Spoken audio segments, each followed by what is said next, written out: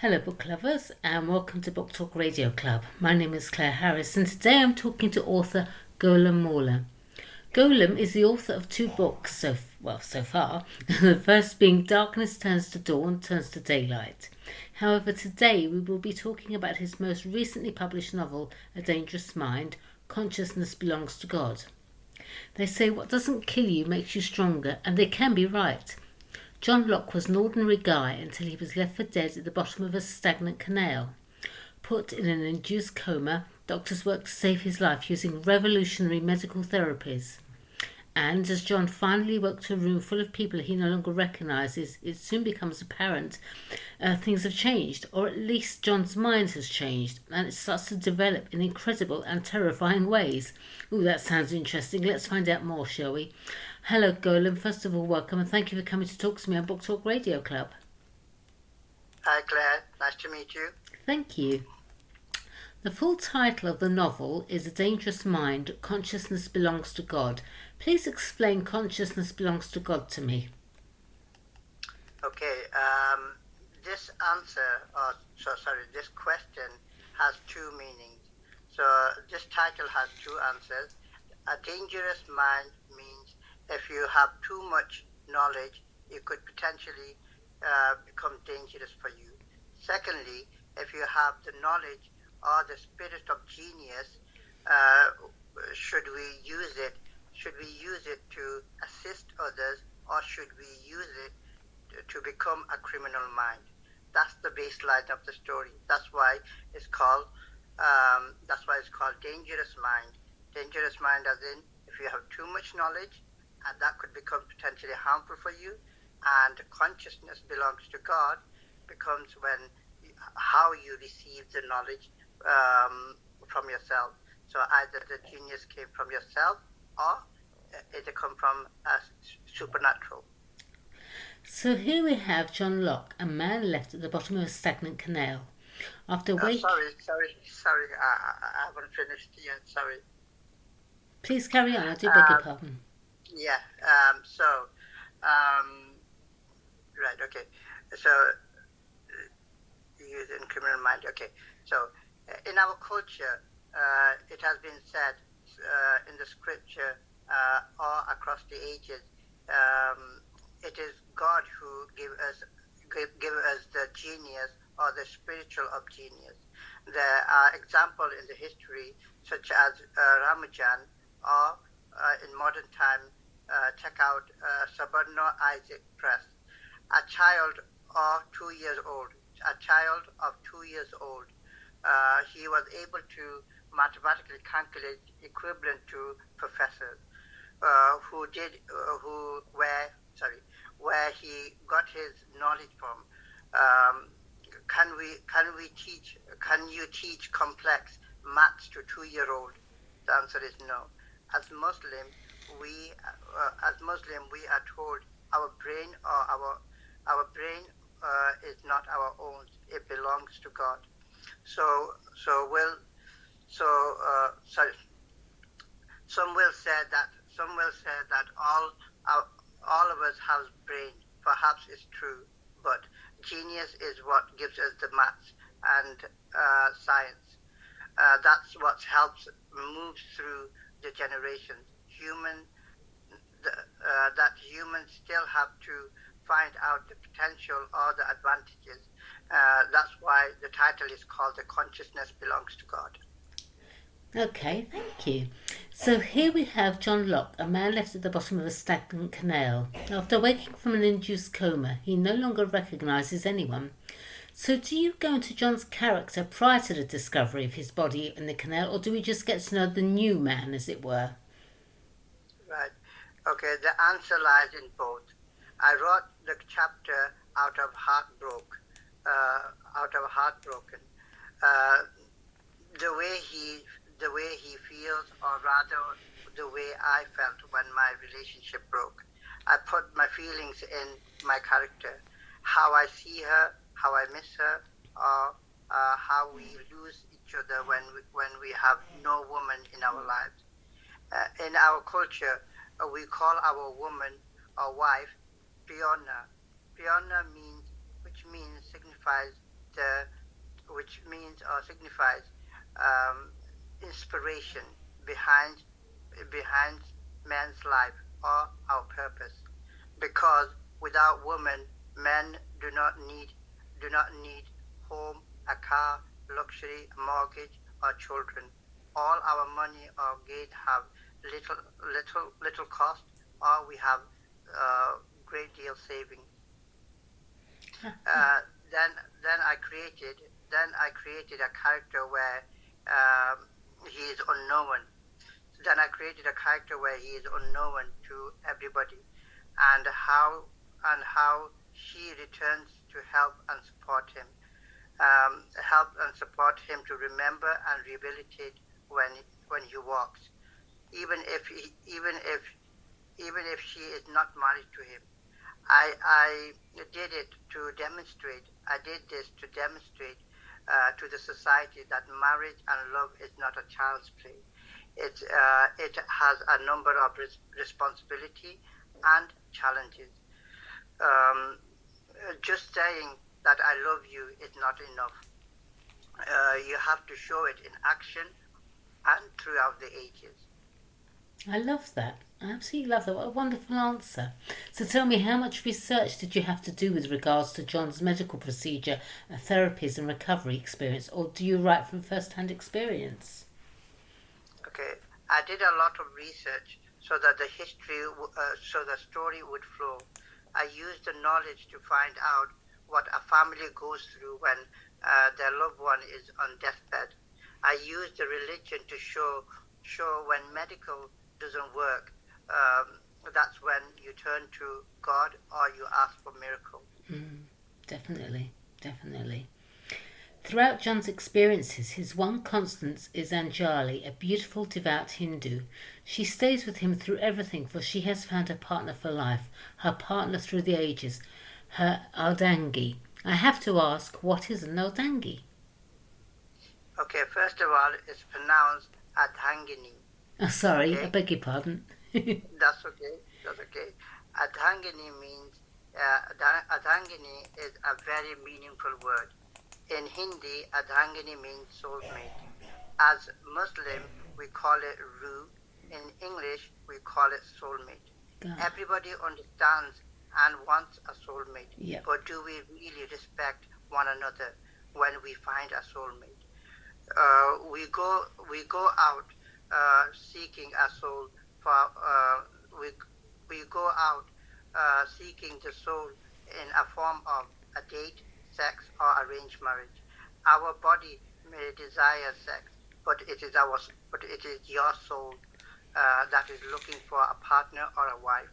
But above all, we as humans forget Ardhangini comes with challenges, i.e., financial difficulty, conceiving child, disabled husband, extramarital affair, job insecurity, confusion in sexual orientation, which means we need to respect each other according to their culture, custom, and religion.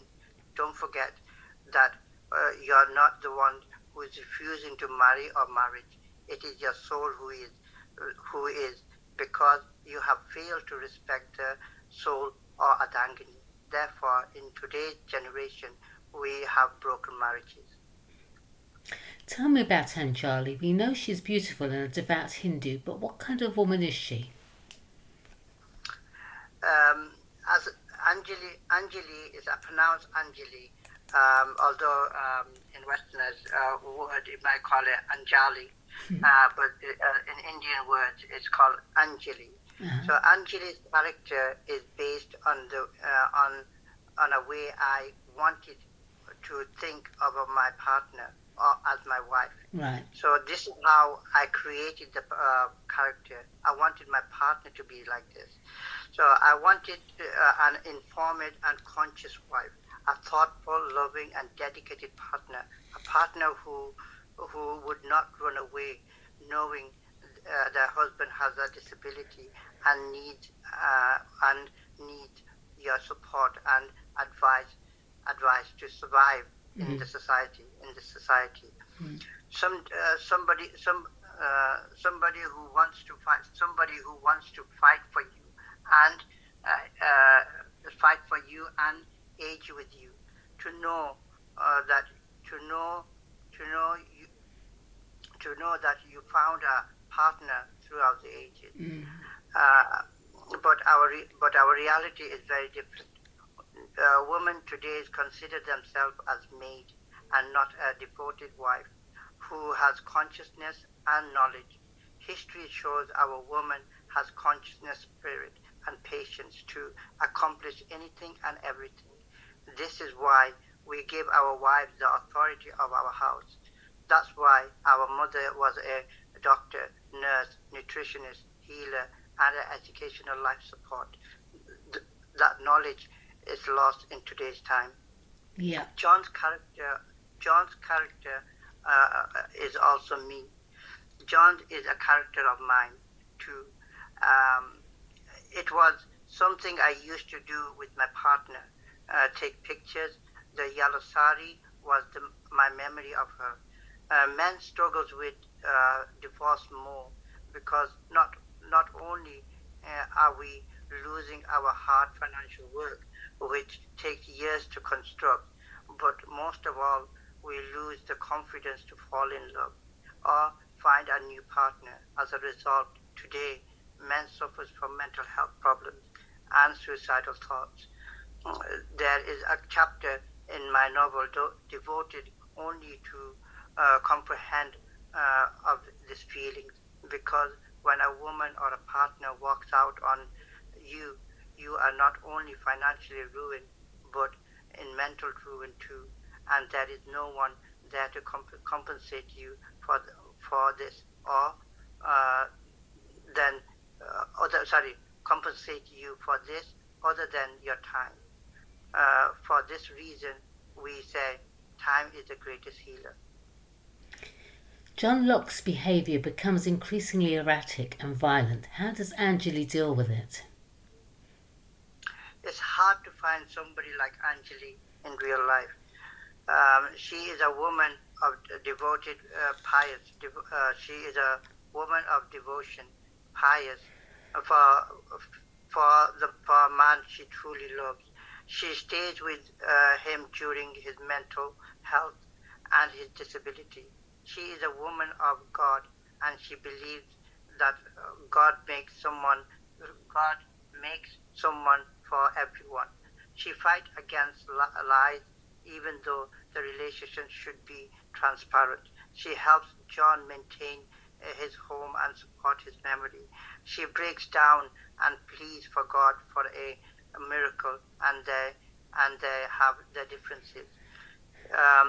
He is atheist, and she believes in existence of God. She explains to the media that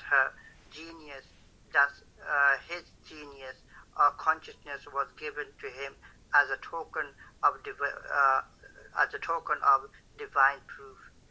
God exists, but is still an odd with the facts and evidence, because until we fail to see God, God does not exist in human mind. When Scripture says, "I am unseen," anyone who believes in me would be amongst my favorite. Mm-hmm. Golam, what was the inspiration for writing A Dangerous Mind? And I think you said before, but remind us again. Okay, my inspiration came from helping society believe in love, marriage, and relationship. The thing that inspired me is to believe that someone is there for you, or there for me, rather. My inspiration is to tell my story in a novel base so that others can properly understand my feeling and understand theirs. My message is clear. You live once, you die once, and you fall in love once in a lifetime. Let's talk a little bit about you now, Golam Maula. You were born in Bangladesh and came to the UK when you were 6 years old. Do you have any early childhood memories of Bangladesh at all? Well, this is where I'm not sure if I should say this or not, but it might come out a bit negative, but it is my experience. I don't know whether I should say this or not. Go on. But Bangladesh was my favorite destination and tourism destination. People were friendly and loving. We were loved by families and loved ones. When my marriage broke down, I saw an entirely new aspect of our relationship, what people think and what their intentions are. Because we were born and raised here in UK, we really don't understand. We don't understand the cunning of the society or its relative. Our minds are entirely different. They have their lives based on financial gain.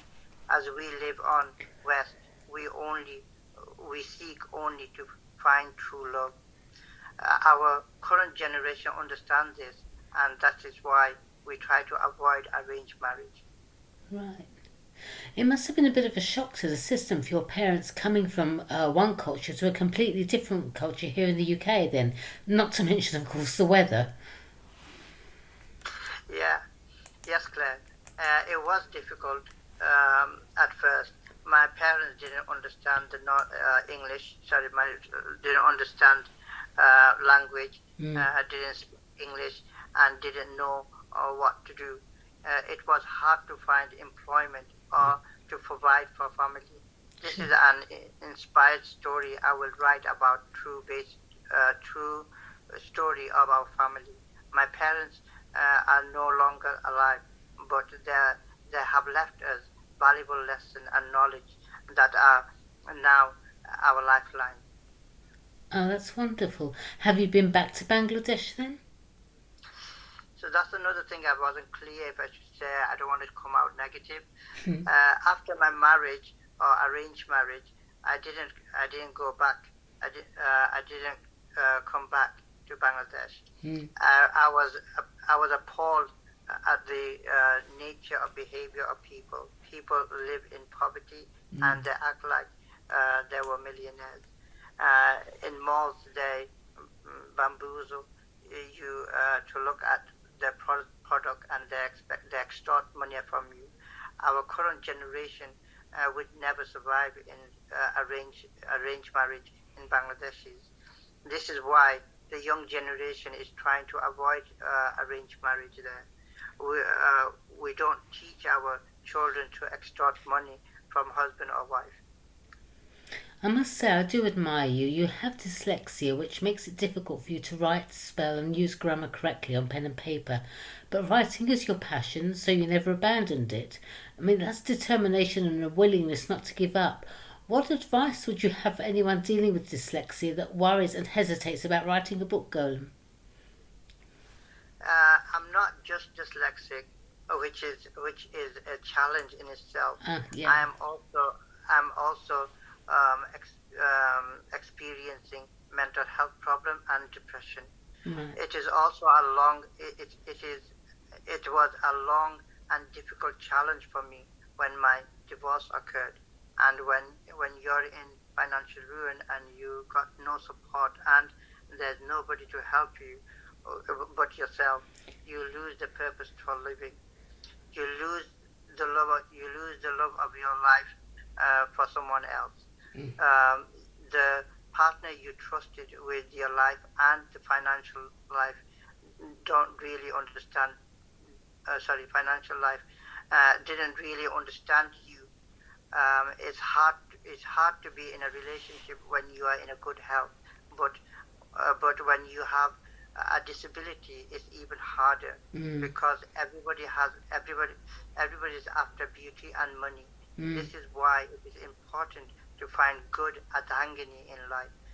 For those who are dyslexic, please do not abandon. We are not recognized in society.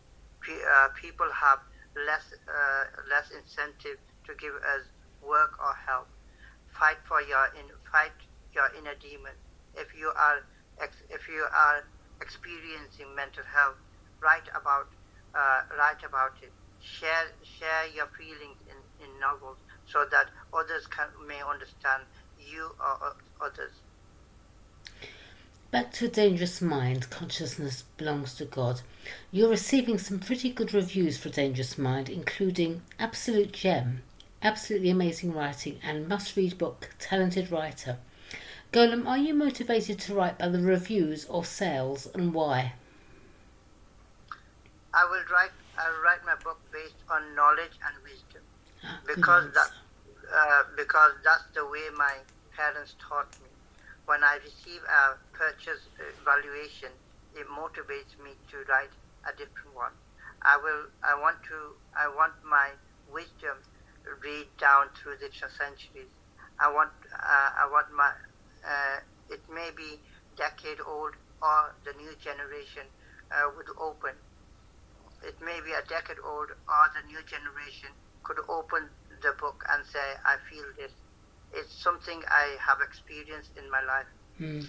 Or may say, I can live again. As long as people are reading, I am still writing. I love that answer. I love that. So, lastly, where can Book Talk Radio Club's listeners purchase A Dangerous Mind? You can buy my book from Amazon and Kindle worldwide. Wonderful. All right, well, thank you, Golam. That was so interesting, and I admire you. Totally admire you. Please come back on Book Talk Radio Club again. I'd love to chat with you and hear more. In the meantime, good luck for the future, and thank you everyone for listening to Book Talk Radio Club. Lovely to speak to you, Golam. Yeah, thank you very much. Thanks for having me. Bye now.